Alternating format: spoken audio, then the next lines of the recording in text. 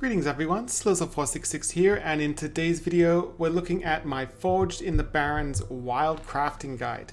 Now a couple of things to note here, we're only going to be considering epic and legendary cards for crafting, and we're only focusing on cards for tier 1, 2 and 3 decks, and this is according to the latest Temperstorm Wild meta snapshot. The first card we have here is Varden Dawngrasp.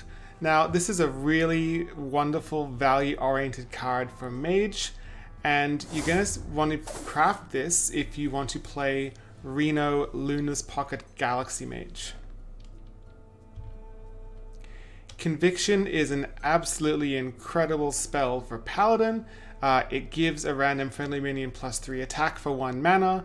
When you have 5 mana, it gives 2 random friendlies, 10 mana, 3 random friendlies, and this is a must craft if you want to play Handbuff Paladin, probably the deck to beat in the current meta, but it also sees play in Odd Paladin.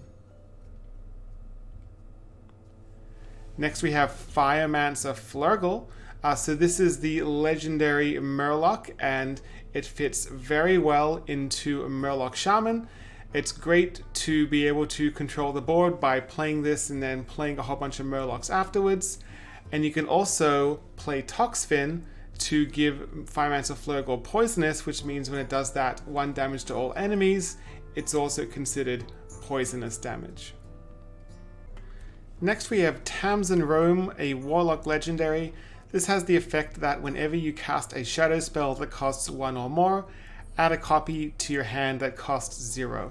And this fits really well into Darkglare Warlock.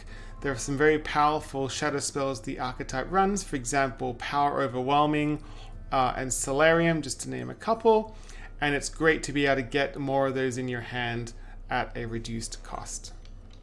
Next we have Rokara, a warrior legendary that has the effect after a friendly minion attacks and survives, give it +1/+1.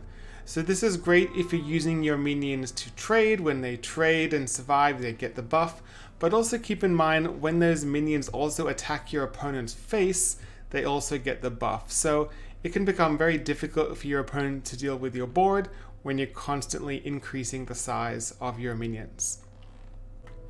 And last but not least, we have Blademaster Samuro, 4 mana 1/6 with Rush, Frenzy, deal damage equal to this minion's attack to all enemy minions.